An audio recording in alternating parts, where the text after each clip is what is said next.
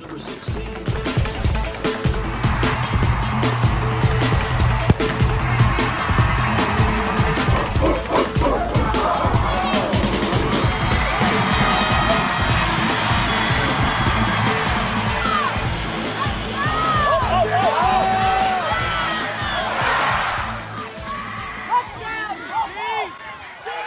Get off of Lonnie, get off of Hold it. Welcome to this week's episode of the NCPreps report. As you can see, we got a small group this week. Tally was not able to make it. Brianna was not able to make it. And our host, Chris Hughes, is in Dubai. So we got a short episode, a nice group of people. And first, we're going to hop right into Chelsea's interview. Then we'll talk about some high school football later. But Chelsea, talk a little bit about who you interviewed and why you interviewed them. Yeah, so I did Toby Harris from Durham Academy, and he's class of 2021. And I was able to see him last season at the John Wall tournament, and they played Montverde, which is at the time was the number one team in the country. So, I mean, he played well for considering that team and being close by, and especially like a standout shooter now, and he's getting lots of attention. So I thought it'd be cool to interview him. I think he's one of the most underrated players in the state. Definitely one of the best shooters in the state. And I think he has a chance to have a big breakout senior year and maybe get some high major offers. So let's get right into the interview. All right. Welcome back to the Rundown by Chelsea Sipple, and this week for my segment, I interviewed Toby Harris from Durham Academy basketball. Toby is a 6'7" wing who is noted to be an outstanding three-point shooter and has recently had some amazing performances in his AAU season. This week, I asked him about his plans for the upcoming season and a bit about himself as a player in person.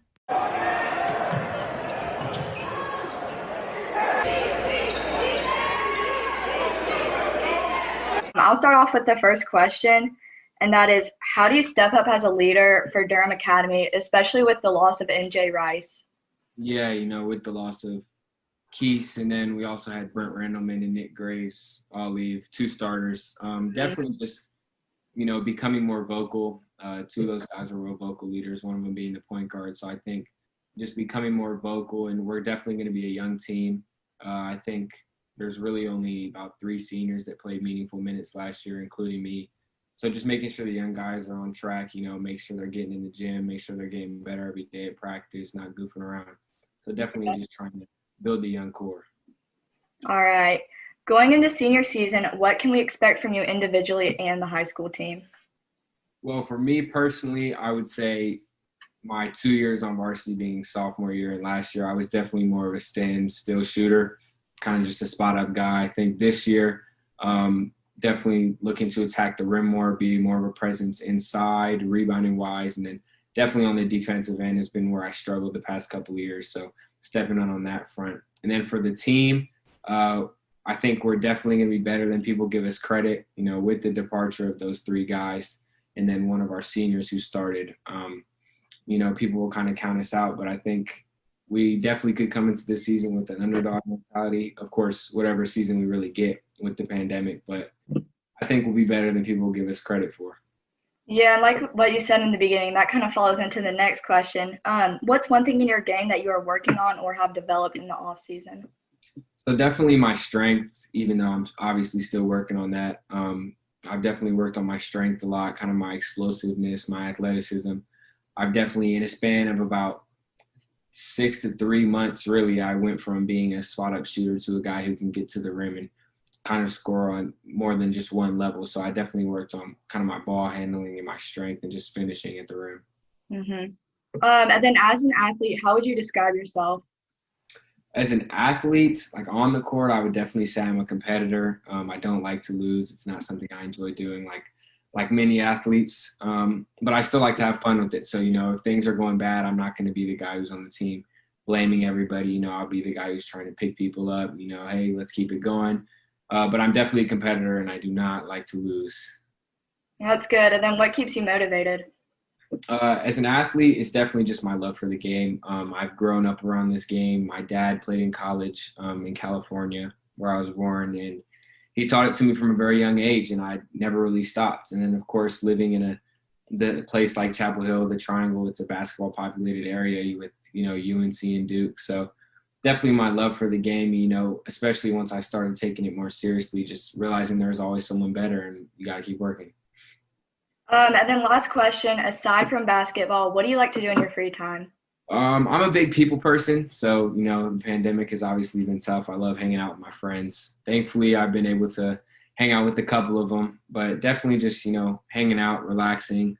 Of course, like many teenage boys, I'll play some video games here and there with my friends. But mostly just hanging out with my friends. I don't really do much. We like to drive around, listen to music. But yeah, definitely a big people person. Yeah, well, that was my final question. So thank you so much for joining. And for those watching, this is Toby Harris from Durham Academy. Thank you. I appreciate it. Great interview, and Thank I you. actually saw a couple of days ago that he's getting interest from Stanford, which I didn't know Yeah, I he was saw born in that. California. But he's definitely gonna have a great year. Him and Cole Sinclair are gonna keep Durham Academy as a contender in NCIS 4AA. And I think we're just gonna hop right into my interview now. Who I have a public school basketball player, Jeremy Gregory from North Neck High School, who, in my opinion, was the best team in the state last year. They lose Tristan Maxwell, who went to Georgia Tech. But I think they're ready to have a great year this year, and thought he had a great interview. So let's check it out. Welcome to this week's NCPreps Premier Prospects. This week's guest, we have North Neck forward Jeremy Gregory. Last year, he averaged a double-double and was one of the key pieces on really the best team in the state last year at North Mech. Jeremy, going into this season, what was some stuff that you did this summer to prepare for this season? I worked on my strength and conditioning a lot this summer, and then I played with Team Charlotte, so that kind of got me right. Like just playing with some teammates, Jordan Crawford and Davie Cunningham, who I'm going to be playing with North Mech this season. That's got our chemistry more better. And I would say I worked on my jump shot and my handles a lot, and you guys will see that this season. Yeah. And have you guys started school workouts? Like as a team, have you guys started workouts? Yeah, we started workouts 2 weeks ago. We're running, and then we're in the gym for 45 minutes each. Oh, wow. So, like with COVID stuff, are you guys having to wear masks? How's the scanning work getting into practice and stuff like that? Yeah, we have to, as soon as we get there, we have to take a picture this barcode and just fill out a whole bunch of questions COVID related. And we have to wear our mask the whole entire time unless we're running, of course, so we can breathe. And then when we're getting up shots. But besides that, we have to wear our mask every single time. Yeah. And it's strict regulations though, because they're trying to make sure nobody gets sick. Oh yeah, for sure. And your class of 2022, so you're going to be going into your junior season, and this year is big for a lot of people in the recruiting process, and you're already deep into the recruiting process. When you're looking at schools that are recruiting you, what are stuff that you're looking at, and are you able to get that information that you need on the schools through virtual visits? Yes, sir. Right now I'm looking for just to have a great relationship with the coaching staff and coaches, just making sure I find the best school for me and the best fit, and somewhere that utilize my talents, and I'll be an impact player as soon as I get there. Mm-hmm. Yeah. And last year, North Mech, like I said, was probably, in my opinion, the best team in the state. Even though you guys lost some key pieces like Tristan Maxwell, why do you think that people should still consider as you the best or one of the top teams in the state? I say that because we had a deep bench last year, but you guys didn't really get to see that because we had Tristan, Traden, and Shaman, really good seniors. But this year, I feel you guys are going to be able to see our whole entire depth and our whole entire roster showcased. Yeah. We had some dogs on the bench last year, but they didn't really get a chance to show what they were able to do because we had Tristan, Traden, and Shaman. Yeah. And those guys had almost 20 points a game. For sure. And you've played 2 years of high school. You've played summers. What do you feel like throughout your whole basketball career have been some strength that you've been able to show off the court and on the court? I'm just a winner. Right now, I got 2 state championship rings. I'm trying to be 4 for 4, but I'm just a winner. Every place I go, I just bring the winning mentality, and I know how to win. So that's what you're really getting with me every single time I step on the court. Yeah. And I know you said this summer you were working on your jump shot and stuff like that. But for players that are looking to get better and get better going into their high school career and moving on into high school. What are some important drills that you feel like you've able to utilize and been able to use a lot to get better over these past 2 years and on to the rest of your high school career? I would say just like fundamental drills and like just getting your footwork right and just like being able to like find the right spots on the floor. Because like once you find that, the game will become easy for you. Yeah, for sure. Once you And get last question to end it off here. You kind of hinted to it earlier, but what's your main goal this year? win the state championship again, bring it back home, go back to back. Yes, My sir. brother. Yep. Yes, sir. All right. Well, thank you so much for doing this interview, and me and the rest of the state can't wait to see North Meck get onto the season this year. Yes, sir. Thank you. Awesome. Well, I thought that was a good interview. NCHSA first game competition is in like 68 days or something like that, and NCISAA is starting in maybe like 30 days. But some of the unaffiliated schools like Lake Norman Christian and Combine have already started scrimmaging. So Lake Norman actually went out to Nevada and played some pretty tough competition with their new transfer Mikey Williams. So basketball season is getting into full swing. But let's shift gears into Dina's favorite sport, football. No. I have to. I'm 50-50, because 50. I played basketball, so Yeah, that is true. Did you see anything about Lake Norman Christian going out to? Jamie Shaw has joined NCPreps, and he's been filling the site full of basketball goodies, and hopefully we'll be able to have him on the show one day when he's not busy. I mean, he's always in open gym or doing something. So just going to piggyback a little bit because, Jack is hosting the show today. And like he said, just wanted to mention Chris is overseas in Dubai with a new job, and hate that, it's in the middle of the night there. So maybe possibly he's still trying to get used to the culture and everything over there. So just wanted to wish Chris a safe stay over there, and miss him tonight and everything. But For sure. Go ahead. No, I was just agreeing. So yeah, Jack brought in football, and we had.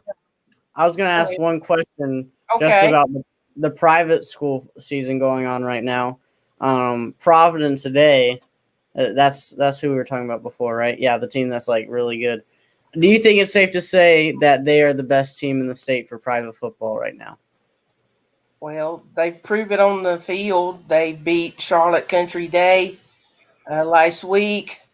I'm not sure how they're going to determine, but they beat everybody in Charlotte right now, all the private schools in Charlotte. And Coach Chad Greer has brought his winning ways to Artist Road.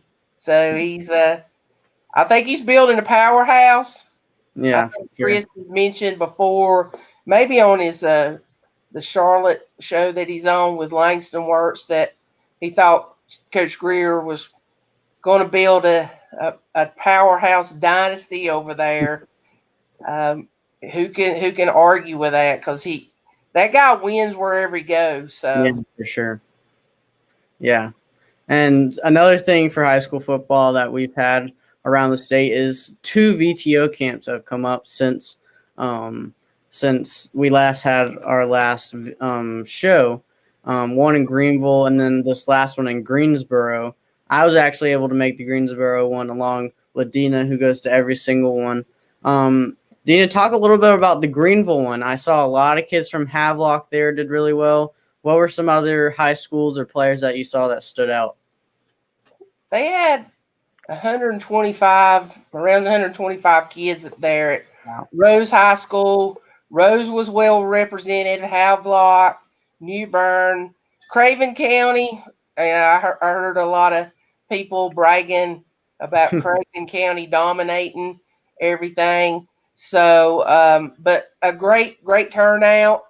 I want to thank Coach Caleb King and Coach Will Bland there at Rose for being great host. And talent-wise, there was Eastern North Carolina always has football talent. Yeah, for sure. And when we decided to do these camps, I really pushed Vince to tell him we need to go somewhere in Eastern North Carolina. I know we like to have events on turf, and there's not many schools in the eastern part of the state that have turf.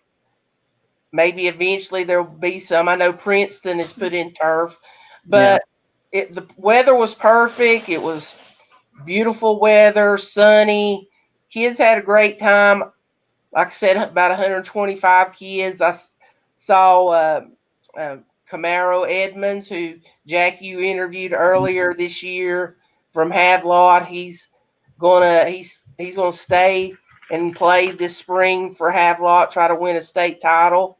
Of course, he's committed to Carolina, and then Tamir Brown, just right up the road from him at Jacksonville. He's also a UNC commit. Both of those guys were there and did really well. Couple of underclassmen that I'm really impressed with in Craven County, New Burns, KJ Sampson, who's a 2023 defensive tackle. He's starting to get some major P5 offers. CJ Mims from West Craven, 2022 defensive tackle. Had a few offers in basically a day or so after the camp. Duke offered him, so a lot of good kids there and got a lot of exposure. Just that's what some of these kids need. They just wanted to get out and have a good time. And we had some technical difficulties, so I don't have some interviews from some of those kids. But this past week, the quote Greensboro, it should have been Moxville. Maybe renamed the Piedmont Triad, since we had to move to Moxville because of location problems and stuff. And what a great facility at Davie County Stadium. That's the old Davie High School facility that they put turf on it. So great place, around 100 kids there. Had some really good talent. Ra Dilworth, 4-star linebacker from Glenn, going to Carolina. He stole the show there again. Albert Red, a 22 linebacker from Glenn. Zaire Patterson, who is from Winston-Salem Prep, one of the top players in the state. A Clemson commit. Brianna would have probably loved to have been there because I know she loves the Tigers. And Tate Carney, a local kid from Davie High, 3-star kid, was offers from Wake and Liberty. He was there. So got some interviews. I interviewed Zaire Patterson and Tate Carney. So let's go ahead and listen to the Zaire Patterson. And like you said, he's a Clemson commit. And, I mean, he is a ginormous human being. And he ran a 4.9 40. So he can move. He's big. And I'm excited for this interview. Let's go ahead and listen to it. Dana King, NCPreps here with Winston-Salem Prep 2021 defensive end linebacker Zaire Patterson. How are you doing today? I'm doing great. I feel well. A really big standout on the recruiting, one of the top players in the class of 2021. You committed early to Clemson. So what was your major factors on picking the Tigers? It was out of school as much as in school, like education as well as football. Well, the Tigers, one of the nation's best programs. What's it like going to Clemson and being in that environment? I'm sure you went on some trips last year, maybe not just now this year, but last year. It's just a great environment, just preparing for hard work and being a better player overall. And Coach Sweeney, what type of coach? What do you like about Coach Sweeney? Coach Sweeney's a great coach, great man, just inspiring, really. And Coach Venables, what kind of coach is he? He's a great coach as well. You know, they got the same mindset as coaches, and it's just great being around them. Well, heading into, are you early enrolling, or are you going to play for the Phoenix this spring? I should be early enrolling. Early enrolling. So here we got 2021 defensive end Zaire Patterson with Son Prep. Good luck to you guys. Thank you. Yeah, and he was one of the many D1 talents there. I thought one of the best. What were you gonna say? I was saying, Yeah. he came in and measured at the camp 6'6", 255. Wow. I'm 6'1", 6'2", and he's still kind of. I look like a midget compared to him. Yeah, he's huge. And I was going to say one of the high schools that really showed out was Glenn High School, like you said, Rah and Albert Red. But they also had the defensive back MVP, Kendrick Green, who looked like I think he's really underrated. I'm surprised he doesn't have more offers than he does. There were a couple coaches there, D2 coaches there, and one of them come up to me and asked, "Who is that 340?" Yeah, he wasn't on his list, but I said, "Well, you know, I had to tell him." I'm like, "Yeah, he's been really impressive." So he was really good. And this next interview that we have, Tate Carney, like you said, 3-star offers from Wake Forest and Liberty. And if you are a Wake Forest fan, you probably know the last name Carney, 2-year starter for the Wake Forest Demon Deacons at running back. So his younger brother Tate showed out, one of the best running backs there. Overall, one of the best players there. So let's go ahead and take a look at these interviews. Steve, starting this spring, what are you hoping to accomplish this year? We want to win a state championship. We feel like we have the team that can do it, and we just really want to get all our guys playing together this year. Davie County plays in that tough Central Piedmont, a lot of good teams. You have the Forsyth teams, and here you guys. And so what's the talent level at the competition playing against some of the best teams in the state? I love it, being able to play against, I mean, it is one of the best conferences in the state, and I love being able to play that competition level every week, week in and week out. Well, recruiting-wise, you're 2022. What schools are looking at you and has offered you? I've got offers from Wake Forest and Liberty University right now, but I've been talking to Duke, ECU, Harvard, Tulane, places like that.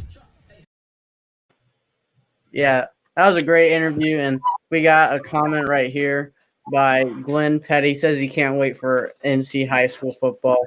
Me either, and that was great. You're not the only one. Yeah, you're not the only one. It was great to finally get out in person. I think I'm going to go out to the Wilmington one. And Chelsea, are you going to, if they have the one in Raleigh, do you plan to go to that one? I do. And then if not, I might try to make it to another. Well, Yeah. this weather is certainly football weather. Yeah. This week. So, I mean, we would be probably, we didn't go a couple weeks due to, Chris going over traveling and stuff, but it would be very close to playoff implication times, the nitty gritty, the very end, some of the marquee last regular season games. We'd be really talking about, the playoff races, who's going to make playoffs. Yeah. It's going to be weird trying to talk about that in the spring, but we got to get for basketball first. Oh, yeah. And Chelsea, I was going to ask, you seemed, myself, definitely big into high school basketball. Mm-hmm. Seems like your sport too. What were some people that you're thinking about to interview next week, or some players that you really want to interview or talk to in this upcoming high school basketball season? I have a list, and gosh, off the top of my head, I want to reach out to Millbrook again and probably get into girls basketball. Yeah. I loved interviewing Rachel Douglas and stuff. Put me on the spot, man. I have my list. I don't know, and then especially. Oh, you go ahead. I was going to buy you some time here. I was going to say somebody that I really want to talk to. is Trey Green. I mean, played at Yeah. high school last year. I mean, Vance is a public school in Charlotte, so played great competition. But he transfers to Lake Norman Christian, and then in 2 months, he's turning around and is playing in Nevada against some of the best competition in the country. So I think that would be a really cool person to talk to, just to get the perspective of going from somebody that's a household name in high school basketball in North Carolina, but this upcoming year and these next 2 years, he has a chance to become a name around the country that a lot of people talk about. So what were some of the other people? He's going to get a lot of exposure by Mikey Williams coming there, and everybody in the world is going to come watch Mikey, and they're going to see kids like him, kids like Jonathan Curtis. Yeah. Jamie's got that fall league, and a lot of those kids he's profiled on NCPreps, and several of them kids have already started getting some mid-major offers and some deep Power 5 offers. So it's been I mean, Jamie's a workhorse. He's sent me a couple of articles already tonight that I hope to get up tomorrow, but he does a thorough job, and like I said before, I hope to have him on one of the shows because he's one of the best in North Carolina regarding hoop. For sure. And another team that I think has a lot of great players to talk about is Combine. And I tried to get with Rob Dillingham one time, but he's super busy. So that's another guy that I would really like to talk to. What were some of the other people that you were thinking about, Chelsea? I was just thinking about how like Breon Pass, how he committed to NC State. I think it'd be cool to talk to him, and then even like Bobby Pedford. I think he's one of my favorites, probably favorite for in sure. the state. So and as we're getting closer to the season, schedules are coming out for private and public. Farmville Central released their schedule yesterday, and South Graham released their schedule a few days ago, and they are scheduled for a Eastern Finals rematch of last year on January 9th. So that's definitely going to be a great game in Farmville. So, Dina, it looks like we've got all of our interviews done. You get the last words here? I was going to ask you, Jack, you're baseball guy. Did you watch some of the World Series? Did you root for anybody or Yes, I did kind of. I watched a lot of the World Series. I think I watched like 5 out of the 6 games. And me being myself an Orioles fan, surprisingly, I found myself rooting for the Rays, even though we aren't in the same division. But the Rays they never are able to stay out of the Yankees and Red Sox shadow, even though the Red Sox were horrible this year. But historically wise, the Orioles and Rays can never seem to get out of the shadow of the Yankees and Red Sox. So finally this year, they were able to make it to the World Series.